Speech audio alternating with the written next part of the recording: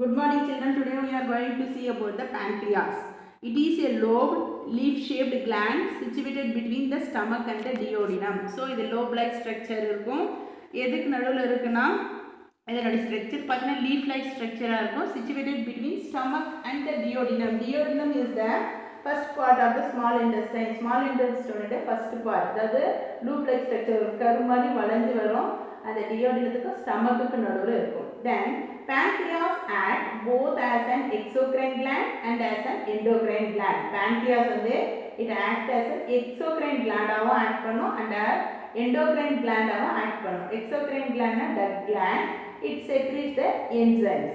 And endocrine gland னா ductless gland, it secretes the hormone. So pancreas act as dual gland. Dual na it plays a double role as well as exocrine gland and endocrine gland. The exocrine part of the pancreatic gland secretes pancreatic juice which contain three enzymes: lipase, trypsin and amylase. So the exocrine part அது வந்து secrete பண்ற அந்த enzymes என்ன சொன்னா that is pancreatic juice. What are the enzymes they secrete? Lipase, trypsin, amylase and one more enzyme chymotrypsin also it secretes, which act on fats, proteins and starch respectively. So இது வந்து fat, protein and starch வந்து convert பண்றது தான் இதோடைய function, enzymes உடைய function. First you see protein. நம்ம சாப்பிடுற ஃபுட்ல இருக்கிற nutrients already you know about the nutrients, protein, carbohydrate, fats ல இல்லையா. அப்ப அந்த புரோட்டீனை பெப்டைடா சேஞ்ச் பண்றது எதுனா trypsin and chymotrypsin இந்த enzyme. Next carbohydrate glucose convert பண்றது எந்த enzyme னா amylase. So glucose it is a simple form, easily absorbed. Okay, saccharide. Then fats வந்து fatty acid and glycerol convert பண்றது எந்த enzyme னா lipase enzyme. The glands upper surface bears the islets of Langerhans which have endocrine cells. So இந்த gland உடைய அதாவது pancreas உடைய upper partல பாருங்க it has a islets of Langerhans which have endocrine cells. These are the endocrine gland. It acts as the endocrine part and secrete hormones in which alpha cells secrete glucagon and beta cells secrete insulin. So இதுல இருக்கிற cells பாத்தீங்கன்னா alpha cell and beta cell and one more cell delta cells இருக்கும். இதுல வந்து mention பண்ணல. alpha cell secrete பண்ற hormone வந்து என்னது glucagon, beta cell secrete பண்ற ஹார்மோன் வந்து என்னது insulin. இது வந்து என்னது they secrete the hormones, that is islets of Langerhans secretes the hormones and mix into the blood vessels. The blood vessels mix பண்ணி blood வழியா தான் வந்து எல்லா பார்ட்ஸ்க்கும் போகும். So they are called as the ductless glands. See the diagram of pancreas situated in between the stomach and the duodenum. Stomach duodenum நடுவுல இருக்கு leaf like structure and lobed structure இருக்கு. So pancreas it acts as both exocrine gland and endocrine gland. So it acts as a dual gland. The gland's upper surface bear the islets of Langerhans. So the pancreas in the upper surface magnify பண்ணி காமிச்சிருக்காங்க. That is the islets of Langerhans. This is the islets of Langerhans. It has the endocrine cells. Endocrine cells ல என்னென்ன cells இருக்கும்? Alpha cell இருக்கும், beta cell and one more cell delta cell இருக்கும். அது உங்களுக்கு mention பண்ணல. Now we see the alpha cell and beta cell. Alpha cell secrete the glucagon and beta cell secrete insulin hormone வந்து secrete பண்ணும். So அந்த பாத்தீங்கன்னா அப்போ அந்த செல்ஸ் உடைய ஃபங்க்ஷன் என்ன? First you see the beta cell secrete insulin. insulin உடைய function என்னன்னு பார்க்க சொல்றோம். Normally we take the food. Okay, when we live நம்ம வாழணும், உயிர் வாழணும்னா அதுக்கு நமக்கு என்ன தேவை? ஃபுட் தேவை. அந்த ஃபுட்ல இருக்கிற கார்போஹைட்ரேட் என்னவா கன்வெர்ட் ஆகுது? It can be converted into glucose. Then glucose can be converted into ATP. ATP gives energy for our body. That is mechanical and physical process. So இது மாதிரி வந்து இந்த குளுக்கோஸ் வந்து குளுக்கோஸாக வந்து ஸ்டோர் பண்ணி வைக்கும். ஓகேவா? அந்த குளுக்கோஸை வந்து என்ன செய்யணும்? லிவர் அண்ட் மசில் செல்ஸில் வந்து இன்சுலின் வந்து ஸ்டோர் பண்ணி வைக்கும். என்ன ஃபார்மில் ஸ்டோர் பண்ணி வைக்கணும்னா இந்த ஃபார்ம் ஆஃப் கிளைகோஜன். கிளைகோஜனாக வந்து எக்ஸஸ் குளுக்கோஸை ஸ்டோர் பண்ணி வைக்கிறது எது? இன்சுலின். ஸோ இன்சுலினுடைய ஃபங்க்ஷன் என்ன? குளுக்கோஸை கிளைகோஜனாக கன்வெர்ட் பண்ணி லிவர் அண்ட் மசில் செல்ஸில் ஸ்டோர் பண்ணி வைக்கிறது எக்ஸஸ் குளுக்கோஸை.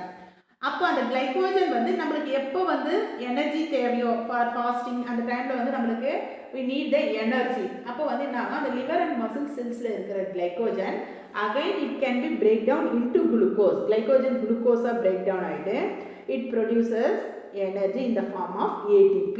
அது எது செய்யுதுன்னா அதாவது இந்த ஆல்ஃபா செல் செக்ரீட் பண்ணுற குளுக்கோகான் இந்த ஹார்மோன் வந்து செய்யுது. ஸோ இந்த குளுக்கோகானும் இன்சுலினும் வந்து பேலன்ஸ்டாக இருந்தால் தான் நம்மளுடைய பிளட் குளுக்கோஸ் லெவலை வந்து நம்ம மெயின்டைன் பண்ண முடியும். இப்போ இன்சுலின் சரியாக ஒர்க் ஆகலை அப்படின்னா அதனுடைய ஃபங்க்ஷனை செய்யலை அப்படின்னா குளுக்கோஸ் வந்து கிளைக்கோஜனாக கன்வெர்ட் ஆகாது. அப்போ குளுக்கோஸ் வந்து ஆசிட்டிஸ் குளுக்கோஸாக தான் இருக்கும். நம்ம சாப்பிட்ற ஃபுட்டில் இருக்கிற கார்போஹைட்ரேட் வந்து குளுக்கோஸை கன்வெர்ட் ஆகிட்டு ஆசிட்டிஸ் குளுக்கோஸாக தான் இருக்கும். ஸோ அப்போ வந்து குளுக்கோஸ் லெவல் வந்து என்ன ஆகும்னா நம்மளுடைய பிளட் லெவலில் வந்து இன்க்ரீஸ் ஆகும்.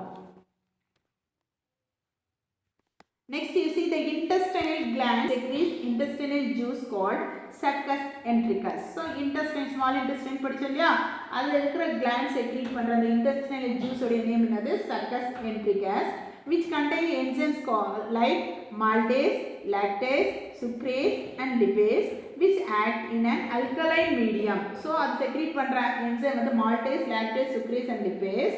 இது என்ன செய்யுதுன்னா அந்த intestinal gland வந்து intestineக்குள்ள வந்து மெயின்டைன் அல்கலைன் மீடியம், அதாவது அல்கலைன் அசிடிட்டி படிச்சிருப்பீங்க. அல்கலைன்னா காரத்தன்மையை அப்படியே மெயின்டைன் பண்ணுறது தான் இதனுடைய வேலை. From the duodenum, the food is slowly moved down to ileum where the digested food gets absorbed.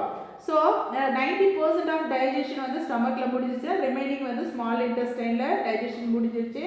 அப்புறம் வந்து அது மாதிரி டியோடினத்தில் வந்து அந்த டைஜஷன் முடிஞ்ச உடனே த்ரூ த நெக்ஸ்ட் ஜிஜினம் வழியாக ஃபுட்டு வந்து எங்கே வந்து it can be move down to the ileum. இலியத்தில் வந்தோடனே here the digested food gets absorbed. அந்த டைஜஸ்டட் ஃபுட் வந்து அப்சார்ப்ஷன் நடக்குது. First you see the absorption of food. Absorption is the process by which nutrients obtained after digestion. What is mean by absorption? The nutrients can be obtained from the food after digestion. Digestion நடந்ததுக்கு அப்புறம் அந்த ஃபுட்ல இருக்கிற நியூட்ரியன்ஸை வந்து எடுத்துக்கிறது, obtained பண்ணிக்கிறது தான் என்னது absorption. Are absorbed by villi and circulated throughout the body by blood and lymph. So வந்து இது ஆல்ரெடி நம்ம ஸ்மால் இன்டெஸ்டைனில் ஃபிங்கர் லைக் ப்ரொஜெக்ஷன்ஸ் பார்த்தோம். வில்லை, அந்த வில்லை வந்து அப்சார்ப் பண்ணி நெக்ஸ்ட்டு நம்ம பாடிக்கு ஃபுல்லாக வந்து பிளட் அண்ட் லிம்ப் வழியாக வந்து நம்ம பாடிக்கு எல்லாம் சப்ளை பண்ணுது இந்த நியூட்ரியன்ஸை அக்கார்டிங் டு த ரெக்குயர்மெண்ட்ஸ். நம்ம பாடி செல்க்கு எங்கெங்கே எந்தெந்த இடத்துல நியூட்ரியன்ஸ் தெரியும், they can supply through the blood and lymph. Lymph also like a fluid in our body. Next one is assimilation of food.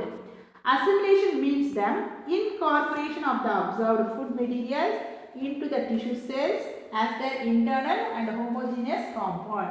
So assimilation means to combine எல்லா food materials வந்து combine பண்ணி அதில் இருக்க nutrients வந்து use பண்ணிக்கிறது தான் வந்து assimilation. அதாவது absorbed foodல இருக்கிற நியூட்ரியன்ஸை யூஸ் பண்ணிக்கிறது. தென் அது வந்து எங்கன்னா டிஷ்யூ செல்ஸில் இன்டர்னல் ஆர்கன்ஸ் எல்லாத்தையும் வந்து கலெக்ட் பண்ணி அசிமிலேட் பண்ணுறது. The final products of fat digestion is fatty acid and glycerol. So அது மாதிரி நம்ம சாப்பிட்ற ஃபுட்டில் இருக்கிற நியூட்ரியன் ஃபேட் வந்து டைஜஸ்ட் ஆகிட்டு ஃபைனலாக வந்து என்னவா டைஜஸ்ட் ஆகும்னா ஃபேட்டி ஆசிட் அண்ட் கிளிசராலாக டைஜஷன் ஆகும். Are again converted into fats and excess fats are stored in adipose tissue.